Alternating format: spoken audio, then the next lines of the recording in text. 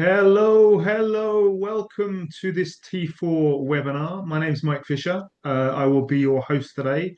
Just while we let everybody come into the session, do feel free to interact with us, say hello, post some comments in the comment section. Those of you who know T4, come to our events regularly, you'll know that we like to focus on the topic of high performance in schools.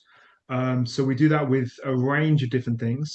So just before we get into today's session, just a couple of updates. So those of you may well know that one of our programs is the World's Best School Prizes. So we love to just find schools that are doing exceptional things in their communities, out and about, wherever you are. And we like to shine them and give you a stage to spotlight them in your country and the world. And the World's Best School Prize applications are currently open. So they're open till the end of the month. So if it's something you are interested in, if you are doing incredible things, you want to tell your story, please do come apply. Have a look at the website. The comments and details are in the links in the chat function. And we would love to hear your story and we would love to tell your story to the world.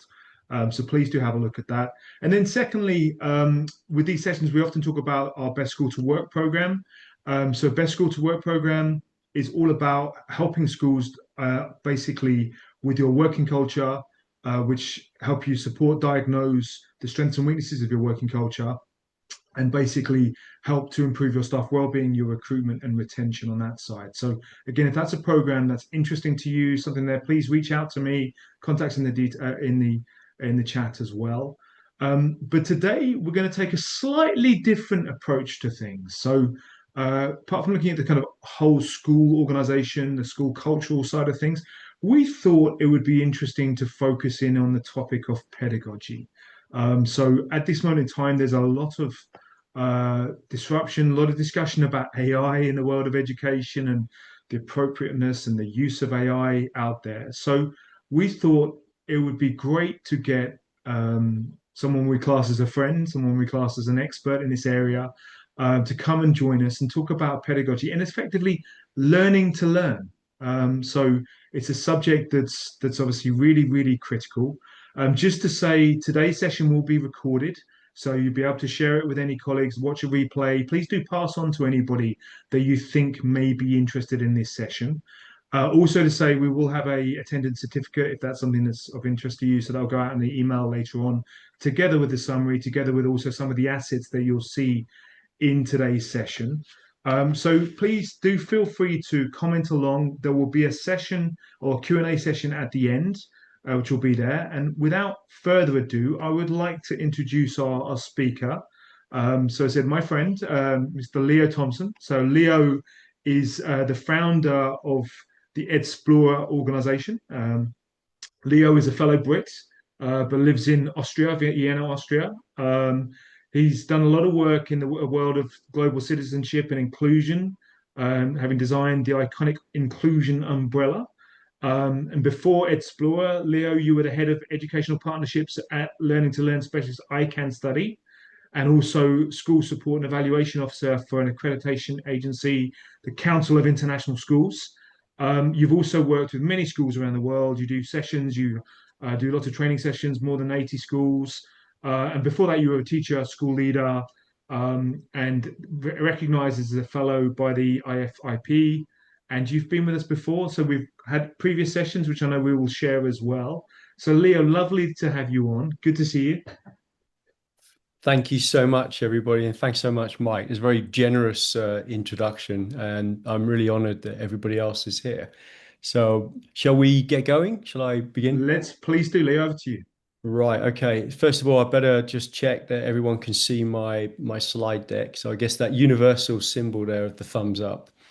So yeah, thank you so much for coming. Thanks for carving out some time in your busy schedules and busy lives. I'm well aware that people are beaming in from different parts of the world on different time zones as well. So some of you may be towards the end of the day, some of you towards the beginning, or some of you even in the night. So thank you for carving out some time. And I really want to make it worth your while. Also, I should say it's my third time So I came and joined T4 about a year ago, and then I think 18 months before that, actually on my 50th birthday, and I'm like 53 now, so I'm getting on. But yeah, really happy to be back. And today we're going to unpack a really important topic, which is really essentially about equipping young people for this very uncertain world. You know, what can they have in their toolkit is the question. And I don't have all the answers. Sorry to disappoint you. I've got quite a lot of research that I'll share with you from the learning sciences, but your opinion is really, really important here, and your perspective wherever you are and in the different roles that you have. And I'm going to invite you to share some of that. We're going to try and make this interactive. So, whilst there is a PowerPoint backbone to this and a slide deck, I really, really invite you to be commenting in the chat. And I'm going to try and keep an eye on that simultaneously, which I think is near impossible because of the cognitive demand. But I know I've got Mike as well on there, and Daniel. But also, please do respond to each other, add to each other's comments, share your wisdom and share your insight as we go through. A big part of my work is inclusion, and part of that is perspective. And I think we really learn from each other. So thank you so much. You've probably noticed a big glaring image of a QR code there. That is prepared just for you. And I really do welcome you to get your phone out rather like this, take a picture of it. Well, you don't need to take a photo, but the camera mode should pick up the QR, and it should take you to a link on Google Drive. I promise you there are no viruses there. We road tested it this morning. It's a secure space, and in there I've put some infographics and materials for you. So please do avail yourself of those, and those are for your use. And a little bit more about what I'm doing in there as well, with a workshop guide and sort of breakdown of what I do. So yeah, today let's dive in and get going. But I wanted to give you a moment just to zap that. And I think Daniel is going to email that to you as well afterwards, so you've got access to it. And to anybody who's just watching the recording, you should still be able to access it from the recording, the QR code as well. So greetings to all the people who are not with us, but will be watching this later on. So let's see if the technology behaves itself now. See if I can move on to the next slide. Okay, here we go. So yeah, just a little bit about me. One of my hobbies is to design infographics, and what I try and do is take complex ideas and simplify them as much as possible, without losing too much nuance. All of my designs are incomplete. None of them are perfect, but they are all human made, and they are not generated by AI. I'll talk a bit more about that afterwards. I'm also a parent. That's a very important perspective for me, because I'm not just talking to you as an educator. I know so many of you are parents as well. None of us went to University of Parenting, and yet in schools, we are essentially there to equip the other people's children for a very uncertain, unpredictable world. So please join me also sharing your perspective as a parent throughout this session as well. So there's a picture of me with my boys here in Vienna in Austria. I'm not sure if you've been there or you've joined, but I totally recommend coming to Austria when you get an opportunity. It's a lovely place. One of my confessions, I should say, and don't worry, it's not illegal. There's nothing to do with anything I shouldn't have, but I am obsessed with reading around research and the learning sciences. And in all my sessions, I kind of do bring my books alongside, and I recommend and I say, you read this one or this one, and I'll take questions at the end on any references or sources as well. So what I'm trying to do is really take ideas and simplify them as much as possible, to share those with people. So learning sciences is a very transdisciplinary field. So it's a lot of, the buzz around nowadays is around neurosciences, and of course that's very interesting. But We know we've got cognitive psychology, behavioral psychology, developmental psychology, educational research, anthropology. And so, what I try and do is distill things that answer some of these really big questions, which is what is the learning potential in every child? What blocks it? How does memory work? How can we manage something called cognitive load? How do we manage attention, for instance, and engagement, in particularly in a world which is so distracting and where everyone is competing for our attention, not just TikTok and Instagram. And then how do we help children scaffold higher order thinking? How do we build motivation? And how do we offset the potential risks of things like AI? So there's so much research in this field that as educators, we have the opportunity to be aware of, whether you're a leader or a teacher or manager, coordinator, school founder. I think many of you are here in this workshop, from all of these different backgrounds. So that for me is a very important area. Um, I'm going to start with what I call a metacognitive question, because this is an area we're going to dive into very, very shortly, metacognition. Something when we're thinking about students that they have this opportunity to learn in every lesson, every activity, every event, but how can they maximize that learning? So I thought I'd share that one with you first. What strategies will you use to maximize your learning in this workshop? Will you be taking notes? I've got old technology here. Um, will you make a recording, replay it, review it later? What will your strategies be to maximize the learning or the takeaway? Because I think with educators and leaders, that we also think about ourselves first and our own processes before teaching these to other people. Last time, connecting to people who joined us previously, and we essentially their prior knowledge, we looked at a number of revelations from the learning sciences. So this was over a year ago now. We looked at the potential in every learner, how many neurons they've got, they're born with, the potential for enormous amounts of connections, not just in a few children, but in all children. And we looked at how we can enhance good habits and good practices, and also help them develop their intelligence because it's fluid. We looked at how learning could be made more meaningful, more relevant, more connected with students. We used a couple of metaphors. One's called the leaky bucket. And we talked about how we learn through association and linking and connection, and how we build that on prior knowledge. And I showed some images there and some frameworks around schemas.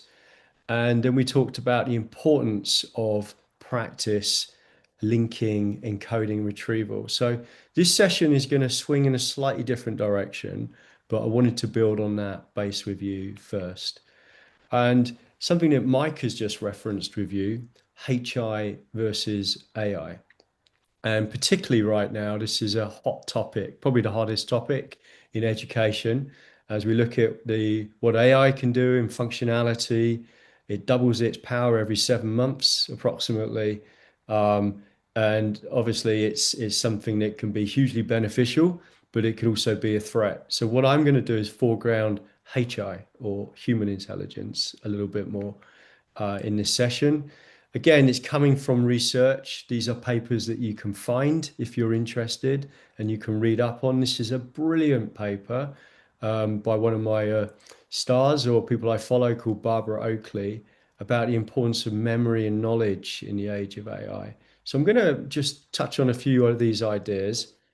And also something I got was posted to me recently by Paul Matthews about another way of looking at AI and our cognitive development and potential threats and potential risks. And many of you will be very familiar with Bloom's model. So these are just some of the ideas that I'm going to build on now with you. But let's bring this down to student level. I've just come back from India from a few weeks, a tour of 7 schools. where I was doing workshops with students from about the ages of about 9 to 18, teachers, parents, school leaders, about how we learn and how we can strengthen our learning processes. And I love working with children. So I'm kind of introduced myself as a teacher in disguise.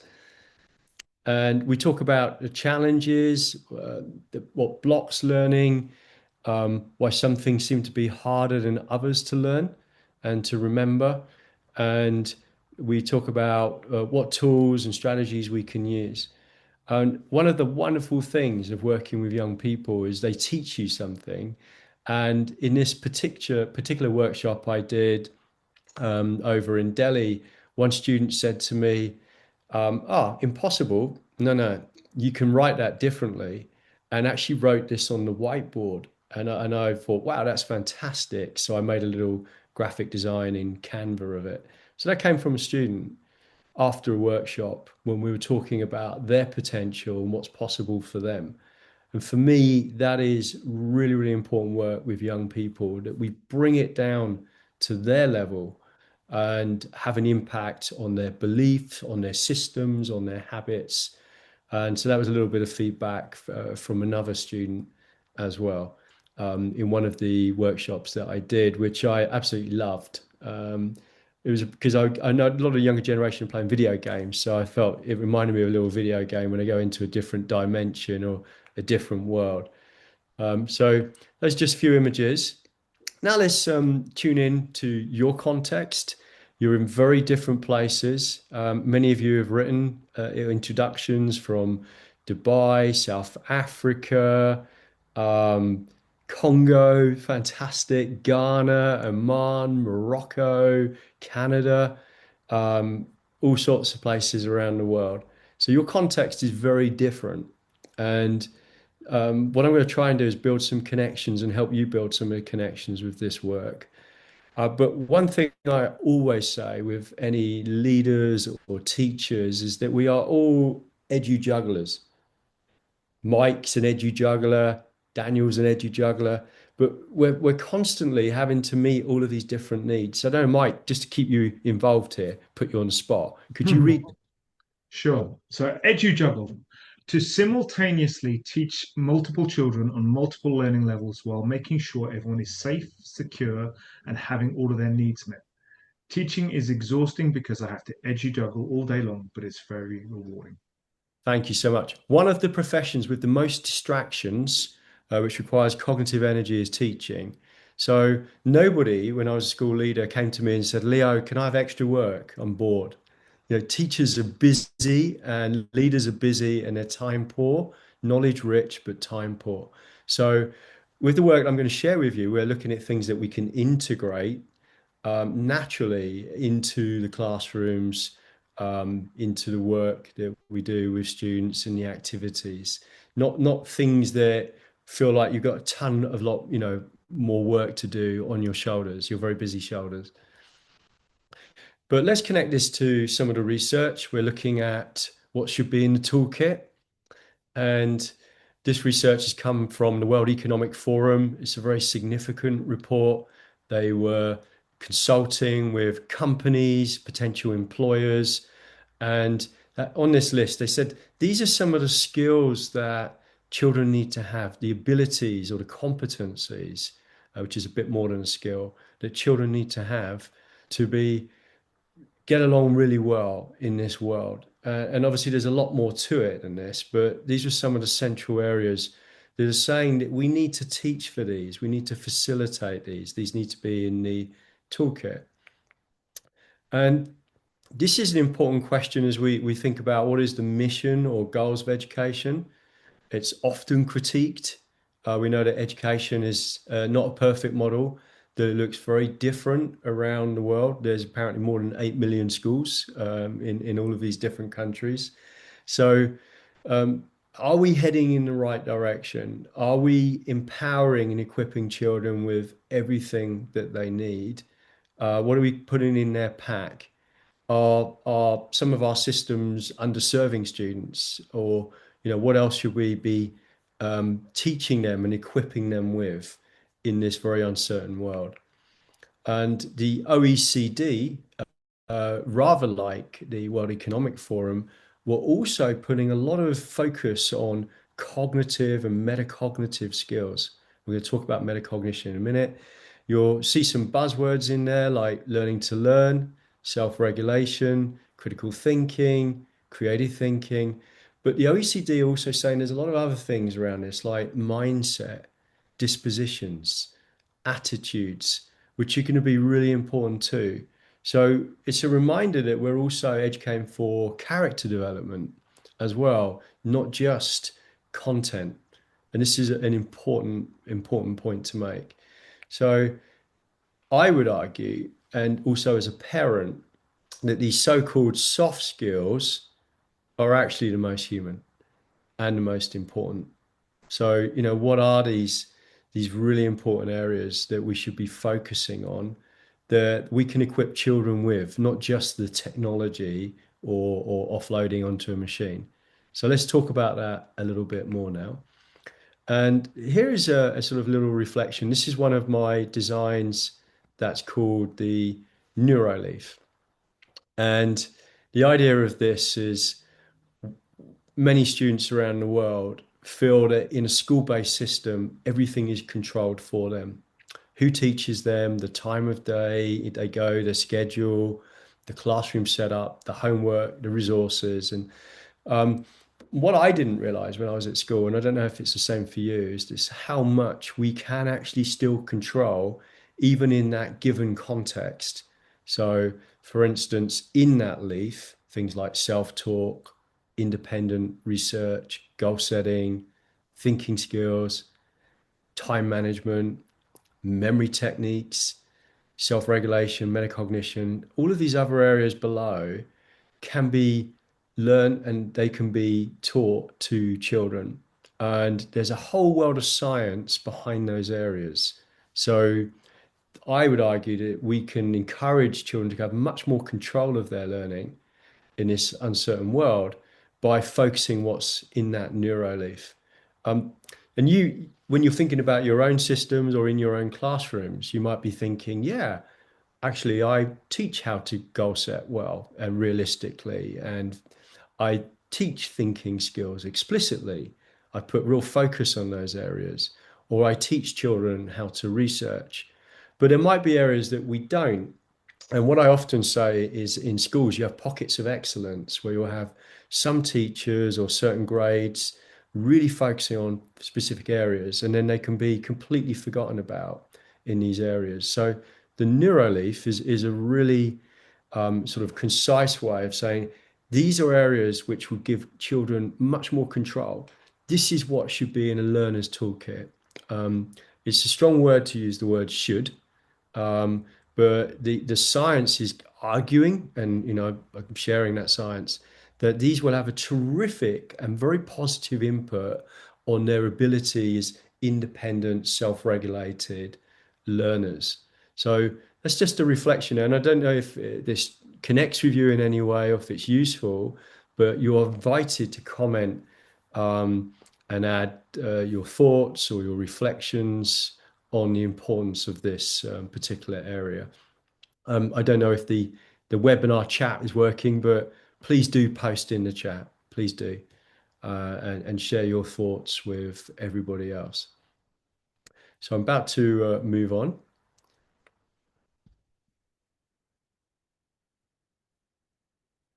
Thank you, Mike, posting the questions there very helpfully. And again, this is an image which is in your QR folder.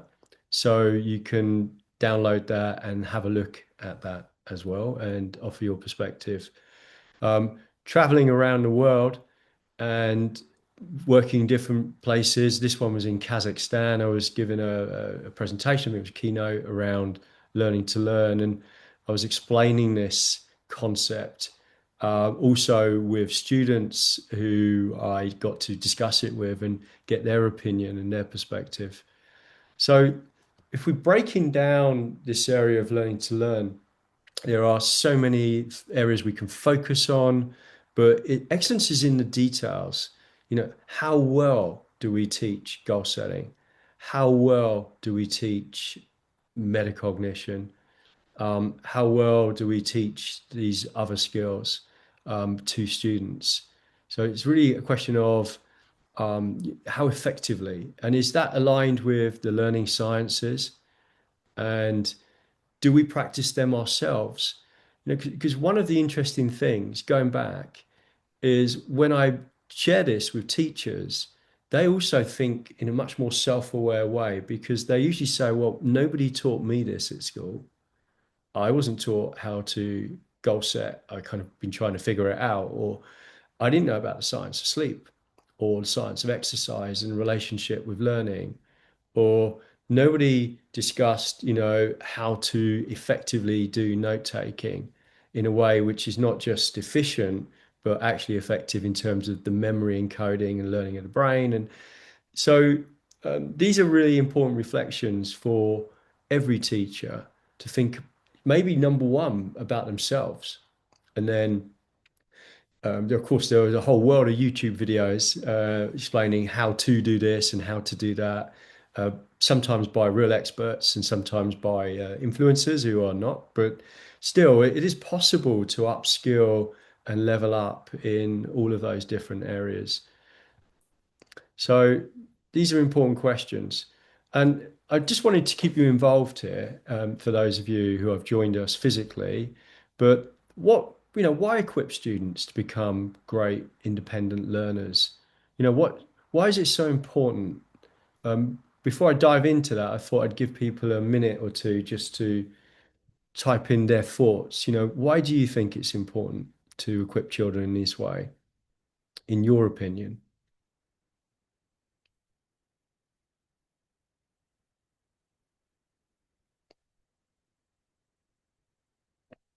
Leo, just while we're there as well, just a question in the chat. So, just talking about the Neuroleaf, Yeah. how many of the skills do teachers have?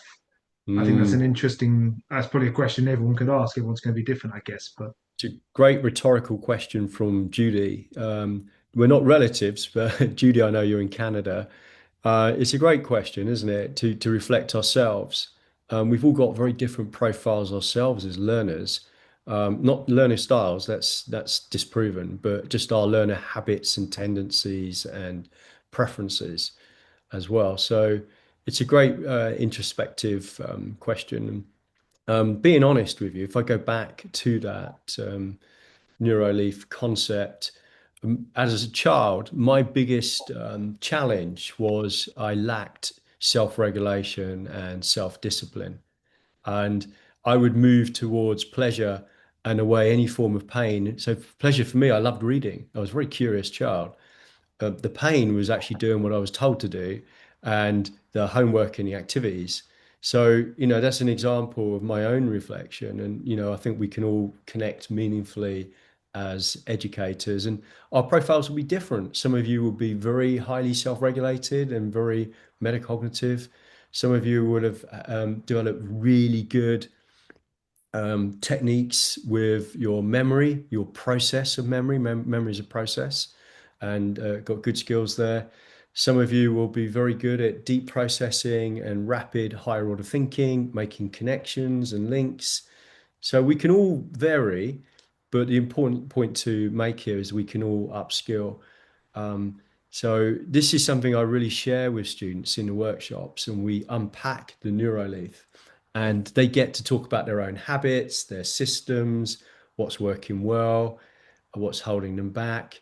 The implications are absolutely massive as well, because you're also preparing them for jobs, careers, to be entrepreneurs if they have those learning skills. So I don't know if I answered that question, but it's really for everyone else, I think, Judy's question. Right. So lots of ideas coming in. Thank you so much, everybody, about why to equip students as great lifelong learners. Reminds me of Simon Sinek and the why question. This is really about purpose. What are the benefits to students? They can help themselves, Nasira, to become more self-aware and confident. Think it's important to shift the power of the classroom directly to students' life brilliant. I think that makes it so much more relevant to children and they see the point of school. There's a great book you may be aware of by Daniel T. Willingham, Why Do Children Hate School? And the painful point, and I'm sure it's not you or your school, but if you look at the system as a whole, is often it feels it's not relevant or useful or important or purposeful in some way. And I do not blame teachers for that at all. I just think we have a systemic issue in many schools where it feels that way. So, how do we make learning, brain friendly and compatible with children, and in a way which is more natural to how we learn? And of course, there is excellence going on around the world. And during my time with CIS, I got to work with, I think, something like 50, 60, 70 schools where I saw amazing things, amazing practice, and where schools are really trying to help children become more independent learners. So thanks for that. Let's keep moving. This is another slide to provoke thinking. Doesn't have all of the answers, but it may be useful if the goal and if employers and also universities are wanting students who are self-directed. How do we prepare them? How do we get them ready for that as teachers? We've still got our curriculums. Those are often preset and outside our control. So how do we help children? When do we need to just explicitly, directly teach them, which is very important?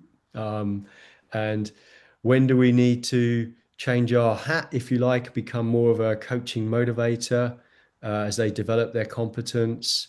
When do we take more the role of a facilitator and create a space for them to have more agency and more ownership with their learning? Perhaps as they become more competent and more able and they've got a good content or knowledge base.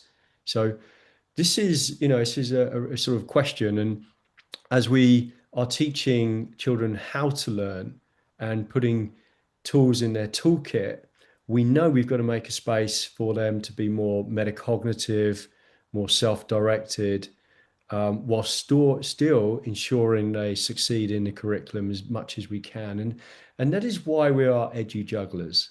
This is another reason that we're juggling so many balls to meet all of those needs. So I don't know if you can relate to this model.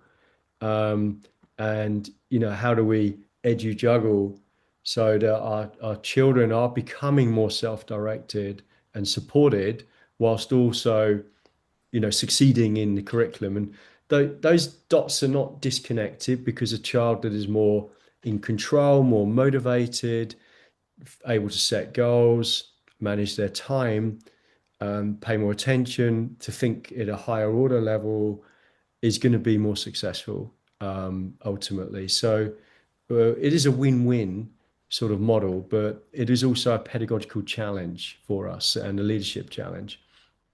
So in my workshops, I absolutely love to explore this with educators. I see educators in my tribe and get their opinion.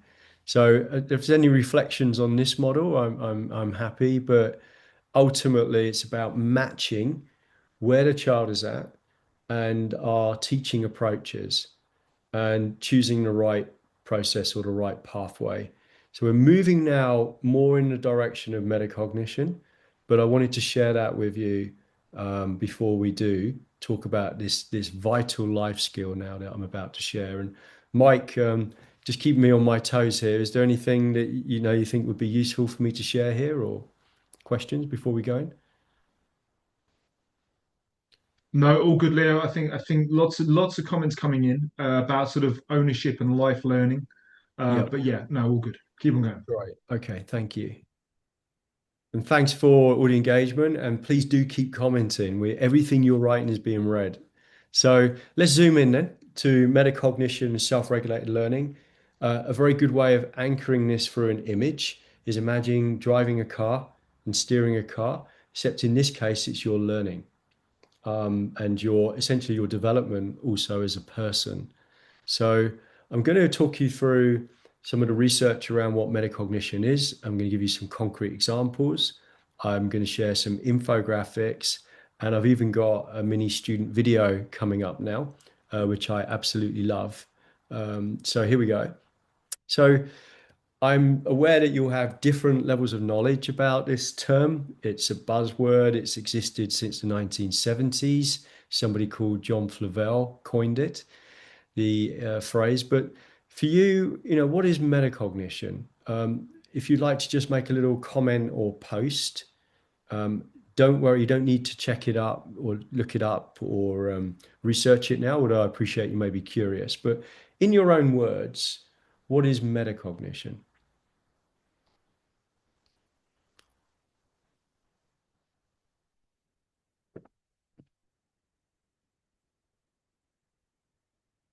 It's very interesting.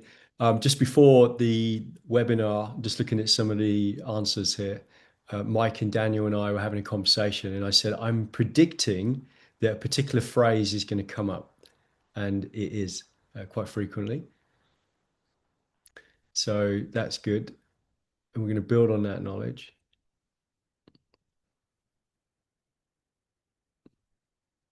Right. Thank you. Right. So people are making their personal connections as your prior knowledge. And what I'm hoping to do is help you extend that a little bit further and add some more dimensions to it. But that's a really good starting point. So thank you for that. So zooming in a little bit more, I'm going to start with something that's called a motivational fact, really an amazing fact actually about metacognition. This is one that you can share with your colleagues. But it's the number one shared characteristic of high academic achievers. So it's noticeable, observable, monitorable characteristic, and it's highly connected, highly correlated and causal, they would argue, with students doing really, really well academically. Not only that, there's a whole body of research that shows that the students who are highly metacognitive show 40% higher academic performance in terms of a range of outcomes. And I think that's staggering. And what is really, really important is that this can be taught, this can be facilitated, this can be encouraged. Thinking about teachers and that model with the grid and the matrix and matching, this is something that we can foster in children. So as us, as part of the environment, so we can influence this. And I think that's amazing.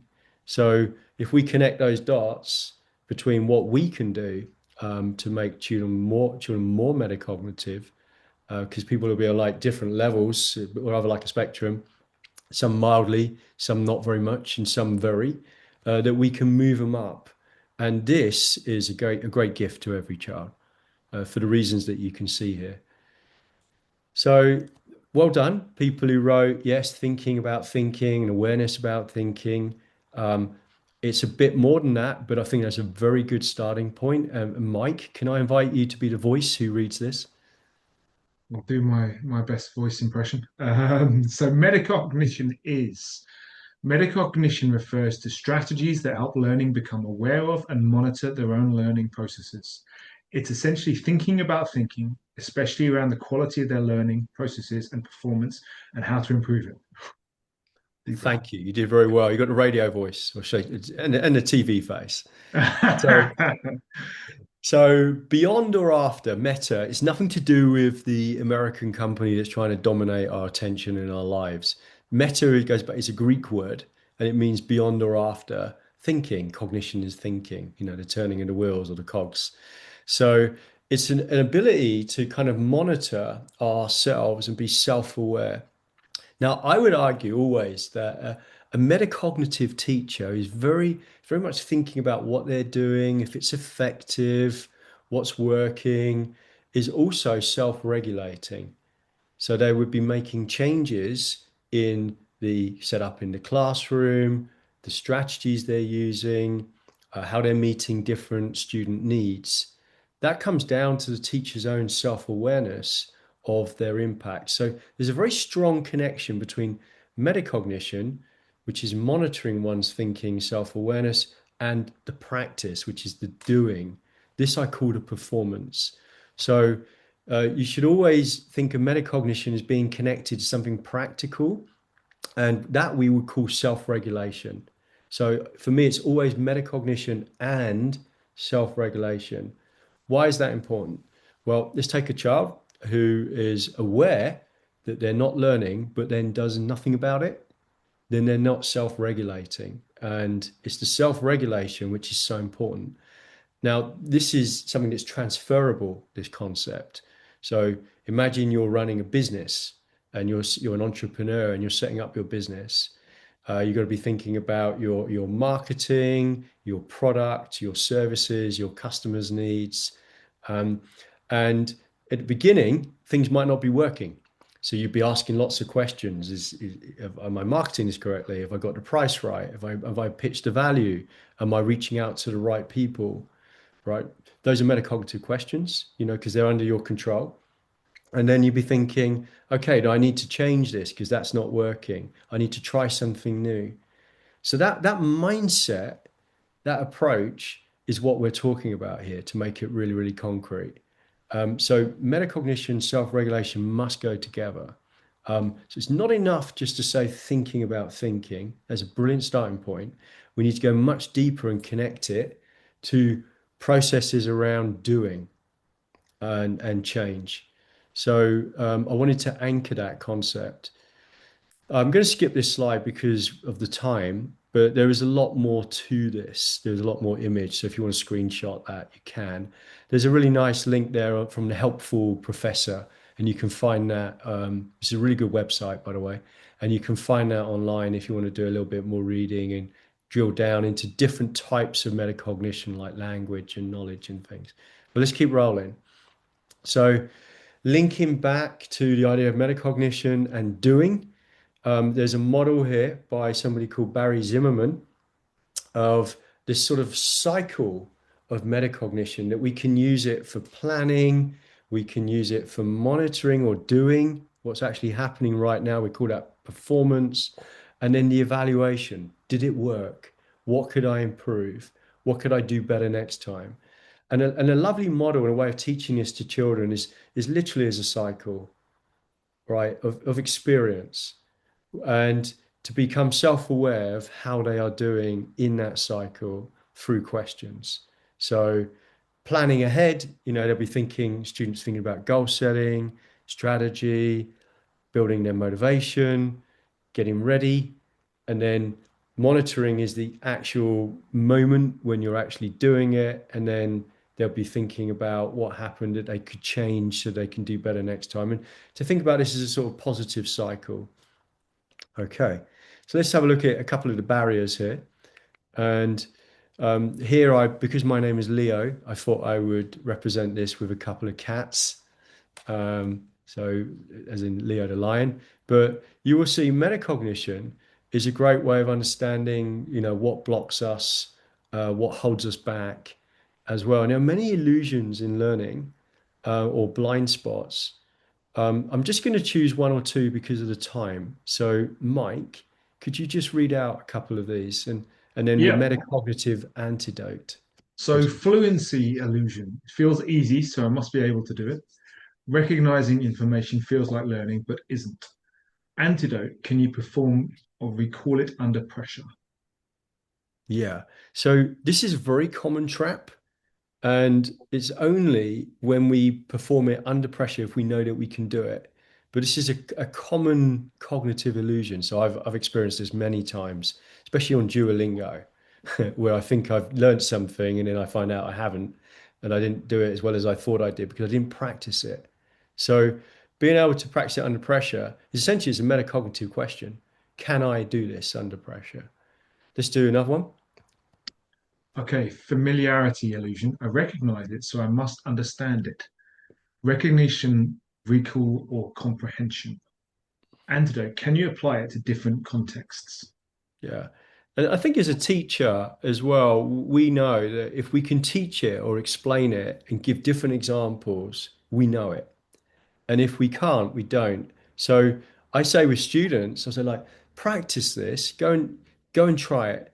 And if you can do it, then it's not an illusion. But if you can't, then you need to go back and practice it more and apply it in different contexts. Now, I'm going to skip through because of the time. There was a lot of things that I would do. And if I come into schools and work with you, I will do these illusions with your students and with your teachers. And all of these are based on wonderful research, and certain books that I share as well. Some of these are from here, but there are also from other books as well. Anyway, let's move on. I'm going to share, I thought, something that's really concrete in terms of strategy.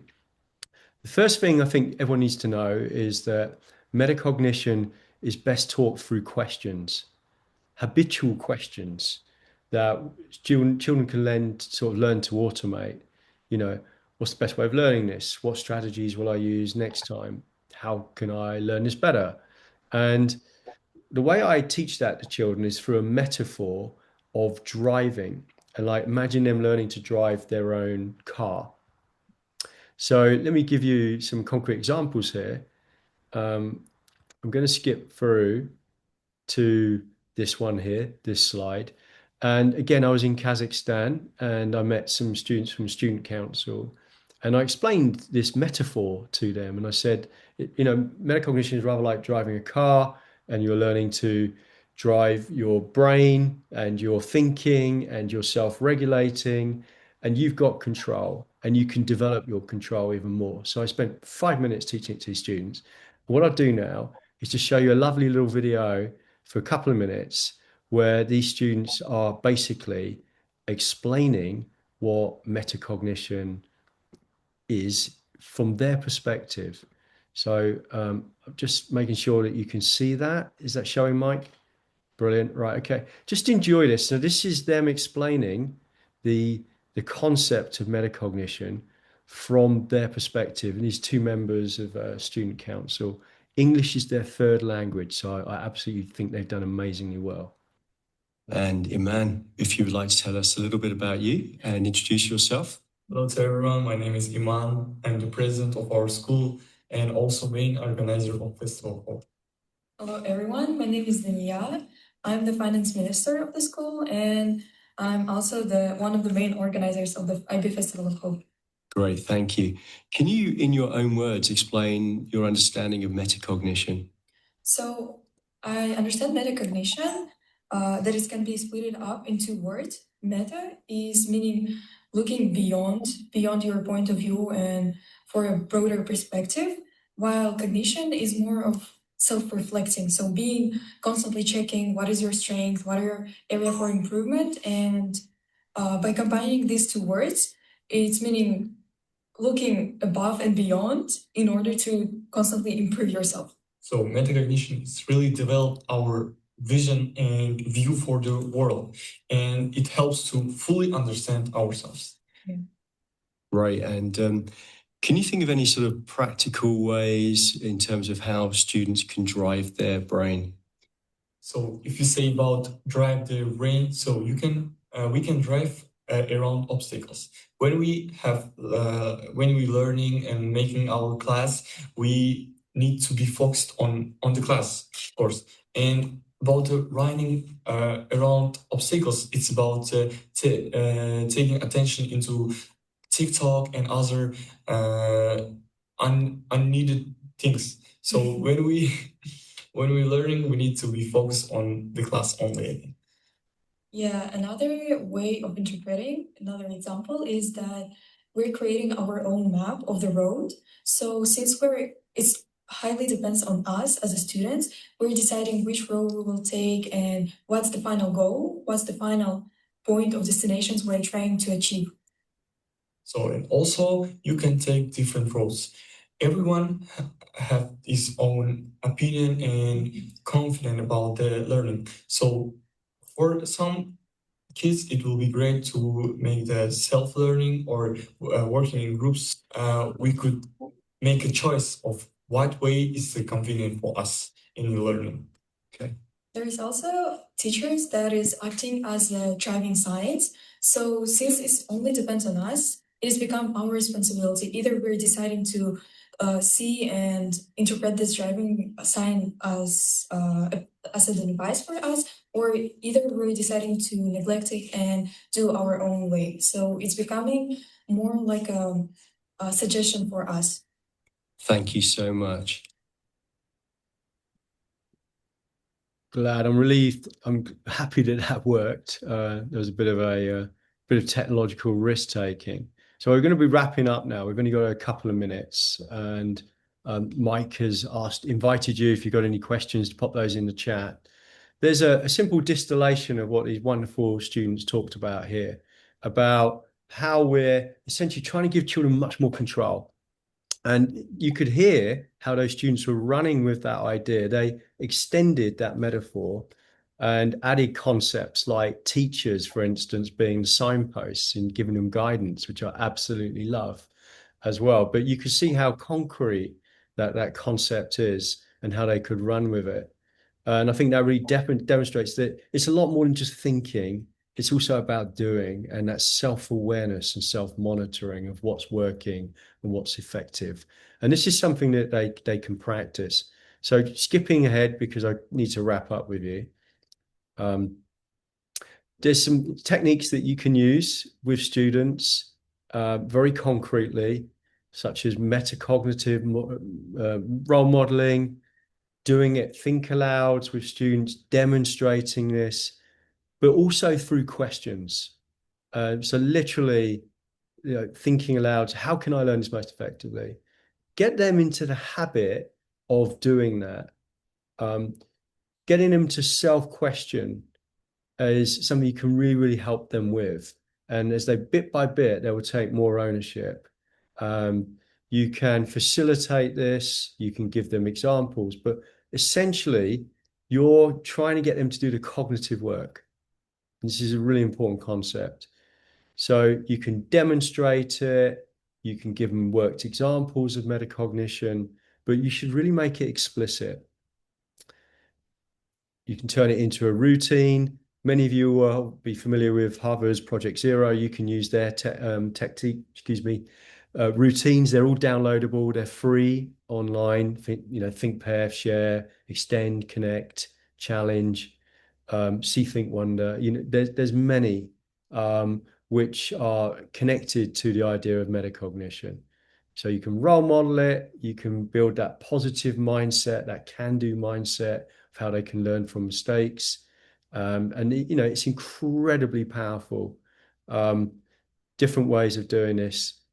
Just to bring this to a close, I'm currently working on a project with a school in Turkey. They wrote this to me 2 days ago. I was absolutely delighted because they've targeted metacognition as something to work on over the next couple of years. And I've been doing workshops with their leaders, with their middle years leaders as well, and even giving feedback to teachers and giving them resources and materials. And now they're seeing the benefits, actual changes in children's behaviors and cognitive abilities because of focusing on metacognition.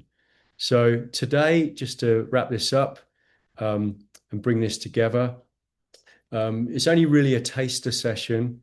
We've looked at some key concepts in the NeuroLeaf, how we're facilitators of children's learning and their independence. This is a process. This is not an overnight thing, but all of these things can just be integrated into our learning with students. So it's not something that we have to force.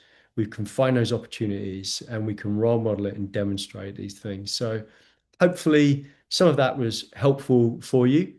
And Mike, I'm sure we have a couple of questions there. Thank you, Leo. That was a wonderful session.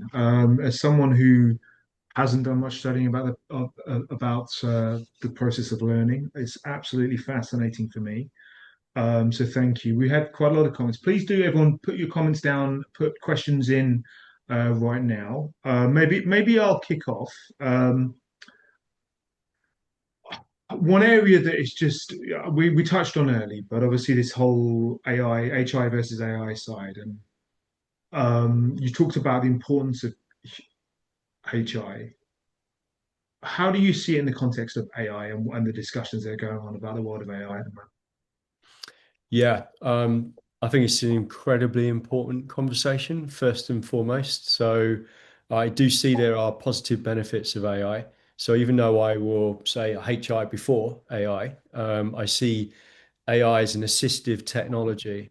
I think the problem is when it's used too much as a crutch and not as a tool. So when AI is kind of running everything and you think, oh, I've got my own like machine just to do all of the work, but there's not much going on between there and there. And this is what they're doing now. They're studying, they're doing control groups. Harvard, MIT, both of them produced reports last year on this. Um, the problem is it's so tempting to do everything on AI. AI is, an amazing machine, but as humans, we tend to move more towards pleasure and away from pain. Yeah, in the learning sciences, there's a really important concept called like cognitive struggle or desirable difficulty, and a guy called the Bjorks or a couple called Bjorks came up with that concept, and the idea of like thinking and memory are interconnected. Memory is the residue of thought, Daniel Willingham. So if we rely on the machines, it's called the Google effect, and you think, oh, well, I can get the machine to do it, or the machine to do all the thinking, so I don't have to. There is a significant cognitive cost. So what we need to do is find a really strong position where um, HI, and not just HI, humanity is first, and that the AI is a tool, but it's going to need guardrails, it's going to need Mm. restrictions. And so it's about the positionality of how and when to use it. Okay, yeah, that makes sense. And that's a big debate and lots of detail. We've probably not got time for today. I think just looking at the questions as well.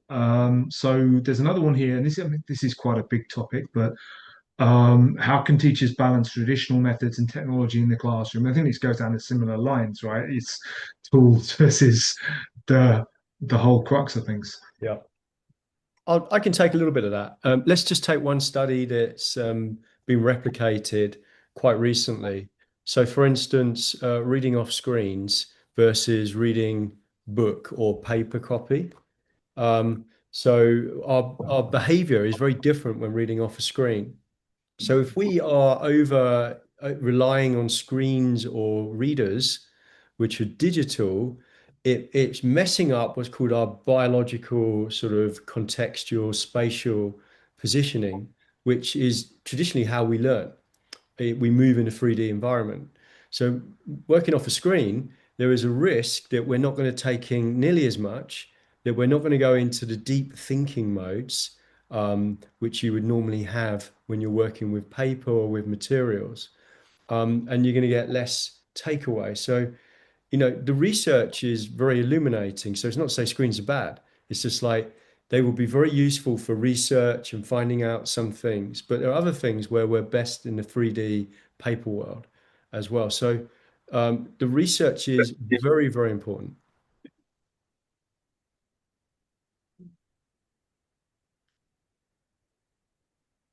Don't know if there was another question there or if you can still hear me.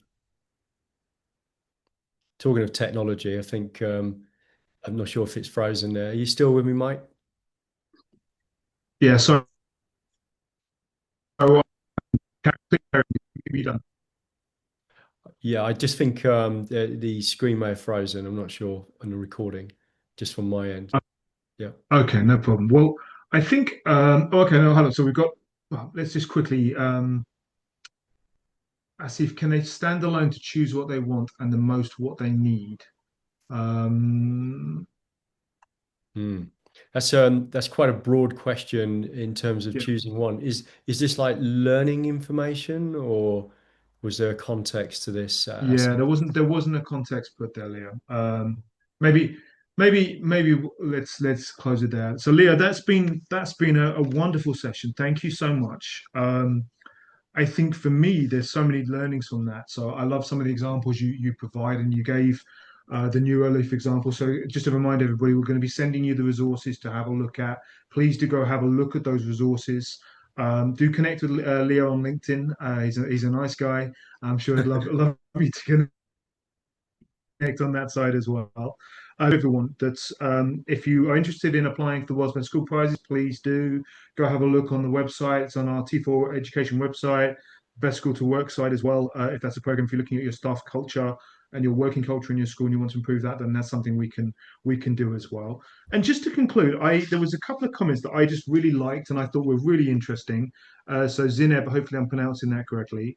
I think after high school, independent thinking becomes a lifestyle, not only a choice, as you have to self tutor after every lecture in university or college. And I think that's such a key thing that self learning, self directed learning, the ability to effectively learn how to learn, which is a life skill that goes through. I think those are some of the points that we've discussed today, Leo. So Yeah, thank very you much. so much, everybody, for your time. Look out for the email and the replay later. Please do share it with any colleagues that you might find of interest, and do follow us on YouTube as well, where